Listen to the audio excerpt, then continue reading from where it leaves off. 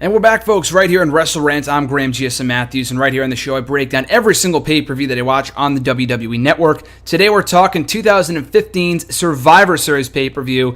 Easily, if not the single worst pay-per-view from that year, to be quite honest with you. Not terrible, but very underwhelming. We'll break down exactly why right now. So kicking off the show, Roman Reigns versus Alberto Del Rio in a semifinal match in the WWE World Heavyweight Championship Tournament. Bit of background for you here. I mean, this is only a year ago, so of course you probably remember. But Seth Rollins had to vacate his WWE World Heavyweight title after getting injured in the onset of the month of November last year. So a tournament was created to crown a new champion, culminating with the semifinals and finals at Survivor Series. So in this opening match, we had Roman Reigns and the United States champion Alberto Del Rio. Of course, the U.S. title was not on the line here. A good match. I mean, not really all that exciting. Del Rio, it's weird. The biggest takeaway from this match for me, the in-ring action was fine. Reigns won. Yeah, you opened the night with Reigns. It kind of closed the night with Reigns in a way, which I'll talk about momentarily. So the match was good, but what really stood out to me from this match was that even a month after his arrival, even a month after his return to the company, Del Rio felt cold. And I don't know what it was. I mean, I know exactly what it was pretty much. I mean, there's a lot of reasons, but the primary reason was that the company thought the whole fucking Mex America shit would work, and it didn't. Him and Zeb Coulter had zero chemistry together. It was really a mistake to put those two together as a pairing, because fans had no idea whether to boo him, whether to cheer him, and that was the case when he came out. And this was a fucking opener. This is not like later on when it got to Dolph Ziggler versus Tyler Breeze and no one gave two shits because it was towards the end of the show. This is the opener. Like, even Roman Reigns got a bigger reaction than fucking Alberto Del Rio. And this is only a month after from when he came back at Hell in a Cell, beat John Cena in a matter of minutes to win that U.S. Championship. And he did next to nothing as champion. He had one successful title defense against Jack Swagger at fucking TLC, which I'll talk about in 2 more episodes of WrestleRant. Not the next one, but the one after that, of course. He just felt cold. No one cared. And now that he's gone from the company, it's probably for the better, just because he really was not doing much of note, even after he came back to the company, or even right after he came back to the company. So again, though, good opener, well wrestled for what it was. And our second semifinal match of the night, up next, the Intercontinental Champion Kevin Owens, the title's not on the line here, taking on Dean Ambrose. And what I thought was a better match, not as quite as long, a couple minutes shorter, but still a good match. Ambrose and KO have always had good chemistry. This was long before their endless series of matches on Raw, SmackDown pay-per-view. This was, I think, their only second ever encounter in WWE. So still a good match. Ambrose wins with a good final finishing sequence, with the Dirty Deeds clean to advance to the finals and the main event for the WWE World Heavyweight title. So again, good match. Better than the predecessor, but still not like all that amazing. I think they would have their chemistry would improve over time, I would say. After that, we had a 5-on-5 traditional elimination Survivor Series tag team matchup, pitting Ryback, the Usos, and the Lucha Dragons against the WWE Tag Team Champions, The New Day, Mr. Money in the Bank Sheamus, and the 2015 King of the Ring, King Barrett. So with this match, I completely forgot this match even happened. And you're talking to someone who I would like to say has a really good memory. I completely forgot this match happened until I heard the music of Ryback hit. I'm like, wow, fuck, this match actually happened. Completely forgot about it just because it was added at the last minute and no one gave 2 fucks. It really served no purpose. It only furthered the feud that we could really call a feud. I thought the original match of this pay-per-view would be New Day versus Usos for the tag titles. Of course, that was not on the cards. They would save that for the Royal Rumble. They would do Usos, Dragons, and New Day for the titles, and an amazing ladder match at TLC the following month, which I'll talk about in, as I said, 2 more episodes of WrestleRant. But other than that, this was a randomly thrown together match at the last possible second just to say, oh, we did a Survivor Series elimination tag team match on the show, which is really a shame. How sad is that? That the match that this whole pay-per-view was created for is a fucking afterthought and added not only like in 2010, that show I thought was enjoyable, but did one of the worst buy rates in recent memory. Even that Survivor Series elimination tag team match that year was advertised on the Monday before the pay-per-view, 6 days prior to the event. This match wasn't advertised at all. No one thought we were even getting a Survivor Series elimination tag team match on the show until the match happened. Until fucking Ryback's music hit, we had no idea we were getting one. They did one on the kickoff show, but that was it. So anyway, we got one here. Crowd could not have cared less. Not a bad match, but it was very formulaic, very, oh, he's gone. The survivors were Ryback, I think Jey Uso, and Kalisto. and it was so anticlimactic. So I think Woods got eliminated. Or no, Big E got eliminated, which is weird because you would think he'd be the one protected out of all of them. Barrett might have been the first one gone. And then the rest of New Day just walked off. They left. Didn't even bother competing in the rest of the match. Can you blame them? Because the match meant nothing anyway.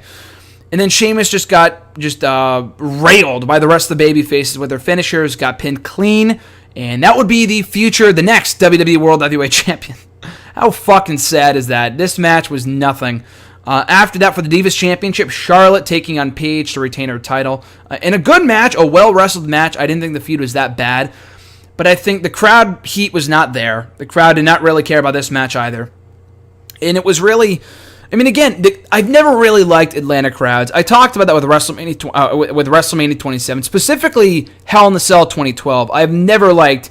Most pay-per-views that have emanated from Atlanta, I just don't like them. I don't know, I just don't like the crowd there for whatever reason. Nothing against any of my Atlanta peeps, but I don't know, a lot of pay-per-views that WWE does out of Atlanta just suck, and this pay-per-view was no exception. But anyway, though, I can't blame the crowd in this one instance for not really being engaged in the match. The feud, it was just kind of there. They ended the previous Raw in one of the worst segments I've seen in quite some time, that awful contract signing where Paige said to Charlotte, "Oh, your baby brother didn't have much fighting left in him, did he?" You know, the one that passed away a couple of years earlier. And then Charlotte went berserk, and she could barely compose herself, and she was just... It was not a good segment, from what you could recall. It was just fucking terrible and tasteless.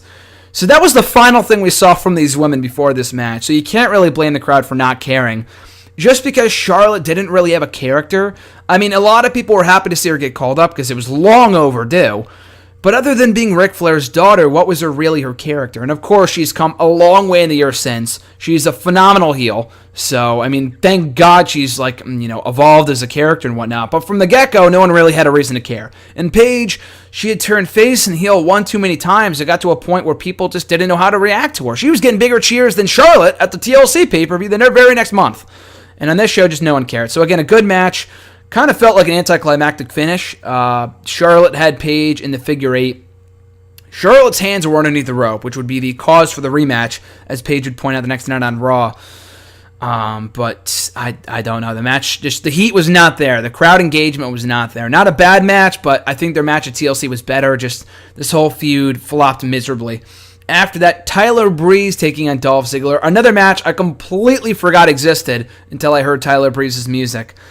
Wow, no one gave a fuck about this match either. And again, the seeds were planted. The feud was there. It could have been a good feud, but the biggest thing working... They probably should have just waited until TLC. But the biggest thing working against these guys was the fact that they had the feud in place. They had that whole segment on Miz TV right before Hell in a Cell a couple weeks earlier. And then the tournament happened. And because of that, the feud wasn't really furthered. Literally, on the Raw right before Survivor Series, Ambrose and Ziggler had a semifinals match, a quarterfinal match in the tournament. And that was it. I think they might have done something on SmackDown right before the pay-per-view, and that's only when they confirmed the match of the card. So they weren't really feuding on and off. They feuded at first, they took a few weeks off from the feud, and then just added it to the card at the last minute because they needed to fill out the card somehow. So that was disappointing, and because of that, again, the crowd didn't really care. And it could have been a lot better of a match. All their matches were just decent, not really all that great. Tyler Breeze won, but again, what in the end did it mean? Ziggler got his win back the very next fucking week on Raw, and the guy has gone nowhere since. He's doing okay in the Breezango thing. I'm not a huge fan of the tandem, but they're making the most of it, so I can give him credit there. But it's wow, they really had something with this guy, and they just fucking squandered it after this feud. This whole feud was doomed to fail from the start, if you ask me. So after that, we had the Brothers of Destruction, Undertaker and Kane taking on the Wyatt families, Bray Wyatt and Luke Harper. So the thing coming into this match is that we did not know which two members of the group that the Brothers of Destruction would be facing. Of course, in the end, it was Wyatt and Harper, which was the best possible choice. I know some people were probably hoping for Rowan and Harper just because, Wyatt would be protected. He was quote-unquote protected here anyway just because he didn't take the ending loss. That was Harper. But Wyatt and Harper are undoubtedly, or were, I guess, I don't know. I don't know what their fucking current status is. But they were the best workers in the group, so of course you had to put those two in the match. But it wasn't really a match. I mean, The Undertaker's I mean, I have to mention this, obviously. It was the 25th anniversary of The Undertaker in WWE. Awesome. I thought it was great that they got him for the show a month after he competed at Hell in the Cell and lost to Brock Lesnar in that great match. And then he comes to Survivor Series to celebrate 25 years on the day, the exact same pay-per-view, same exact day, November 22nd, I think it was. So it was a cool anniversary, a cool culmination, a cool celebration of 25 years of The Undertaker in WWE. Unfortunately, it came at the expense of the Wyatt family, who even at this point, no one could really care about. Bray Wyatt was fresh off a loss to Roman Reigns at Hell in the Cell. So he had next to no momentum coming into this feud, and next to no momentum coming out of the feud. A lot like, WrestleMania 31, where he lost The Undertaker and was off TV for the next fucking 2 months. How did it really benefit Bray Wyatt, is what I ask you. So anyway, in terms of this match, it was okay. But again, I can't really call it a match. I can't call it like a great 5-star classic, because it really wasn't. If anything, it was a showcase for Taker and Kane. And good for Taker and Kane, great for Undertaker celebrating 25 years in the company. But Bray Wyatt, in any other instance, I would have had the Wyatt family go over here especially because Bray Wyatt lost to Taker at WrestleMania 31. But you couldn't have them lose on his anniversary, so it was really a lose-lose situation for Wyatt. So anyway, a cool showcase for Undertaker, but it did next to nothing for Bray Wyatt. And then we get to the main event, the finals and the WWE World Heavyweight Championship for the vacant WWE World Heavyweight Championship tournament. So it was Roman Reigns versus Dean Ambrose. Very underwhelming match. Not a bad match. I included this in a list that I did a few months ago of my top 7 disappointing marquee matches, major matches that Dean Ambrose has had in WWE. This was it might have been in number 3 or 4, I can't remember exactly, but it was a disappointing match. Again, it wasn't a bad match, it was just so fucking predictable. They didn't have Ambrose win, they didn't have Ambrose go heel, there was no swerve, it was as clean of a finish as you could possibly get, and it did next to nothing to help Dean Ambrose, who went on to feud for the IC Championship right after this, which was a great feud with Owens, but it did nothing to help Dean Ambrose, rather. So the match was just kind of there. By this point in the show, people were really getting tired. They weren't really into the match. It was well wrestled. It was okay, but it was fucking 9 minutes long, dude. 9 minutes long! 9 minutes! Just cut. The women got more time than this. This might have been... No, I was going to say it was the shortest match in the entire show. Other than Sheamus and Roman Reigns, of course, but Ziggler and Breeze got 6 minutes. A throwaway match.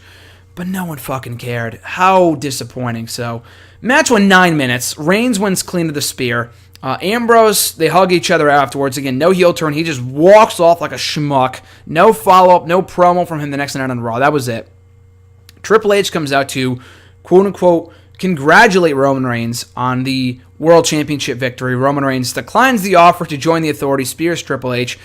And in being distracted by doing so, he is blindsided by Sheamus, who cashes in his Money in the Bank contract, hits Roman Reigns with a brogue kick, counts the 1, 2, 3. Roman Reigns kicks out at 2, and then hits another brogue kick to score the 1, 2, 3 again to become the new WWE World Heavyweight Champion. So, again, so fucking predictable. Out of all the possible scenarios they could have gone with by having either Roman Reigns go heel, which was the number 1 outlet they should have taken, the number 1 route they should have taken, but didn't. Have Ambrose go heel. I would have rather seen just Roman as champion over fucking Sheamus. And I feel like I got egg on my face, because I feel like I was the biggest advocate of Sheamus coming back and getting the Money in the Bank contract, that briefcase. Just because, maybe not even at that time, but right when he came back, he felt fresh. He was a really good heel, and they did nothing with him. He'd win, then lose, win, lose, win, lose, win, lose. Literally, if you look at his pay-per-view record from 2015, the guy was a winner, then he lost. Win, loss. Like, how does anyone benefit from 50-50 booking? I hate the discussion that, it didn't protect anyone. No one cared about the guy. They didn't even want to boo him. No one fucking cared. They cheered when he won the belt, probably just because they witnessed the Money in the Bank cash, and as I probably would have done too if I was there in attendance. But the next night, his reign sucked. He was put with the League of Nations, a group that was, ask Wade Barrett himself, he said it himself, that was designed to put over Roman Reigns from the get-go. There was never any plan to push any one of those 4 guys. And it was doomed to fail. No one cared about Sheamus. And his reign was over literally a month later. Not even, like 3 weeks later. Embarrassing. So anyway, and I'll talk more about that pay-per-view, in 2 episodes from now from WrestleRant. But yeah, that closed off what was not a good show whatsoever. And I would say the worst pay-per-view of the year for this company. Fastlane was not great, but I enjoyed it at the time. And it was capped off by a great main event from Roman Reigns and Daniel Bryan. Not to say that one match makes the show, but I thought the main event was really, really good. And I just did not think the show was good at all. I mean, there really weren't many highlights whatsoever. To be honest with you, I mean, I thought the quarterfinal or the semifinal matches were good. Nothing too noteworthy, but they were good. The Survivor Series Elimination Tag Team match was completely literally forgettable. I couldn't even remember that it happened by the time it came on.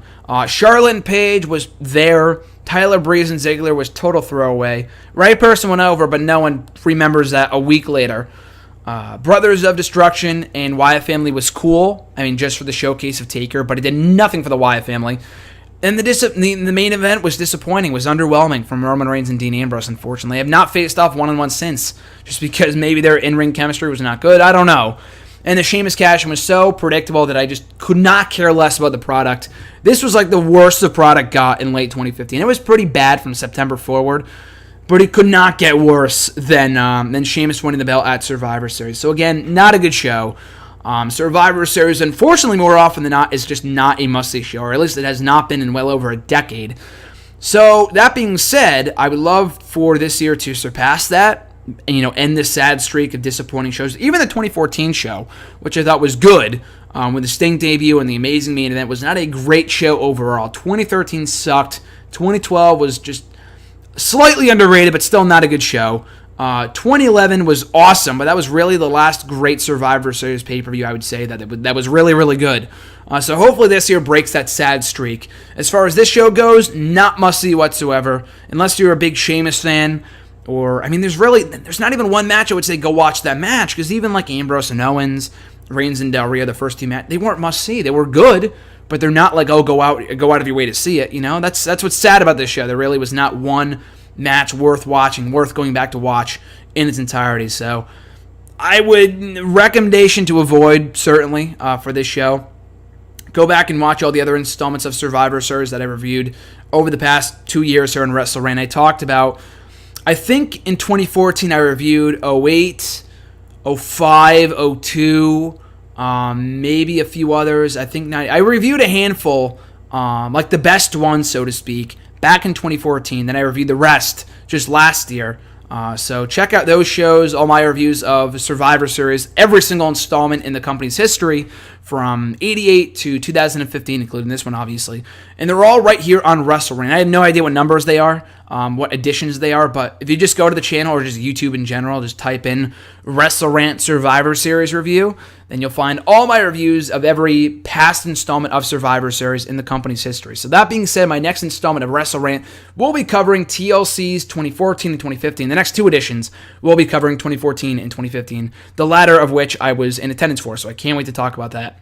But other than that, I will be taking a break from WrestleRant from that point forward for the next month, for the month of December, and we will be back up and running at the onset of 2017, that first full week of the year, to talk about the in-your-house pay-per-views, with just one video going up a week, I think it is. So we'll be switching up the schedule just a bit, going up, I think, on a different day. We'll have to wait and see, but for right now, that is the current plan for WrestleRant going forward.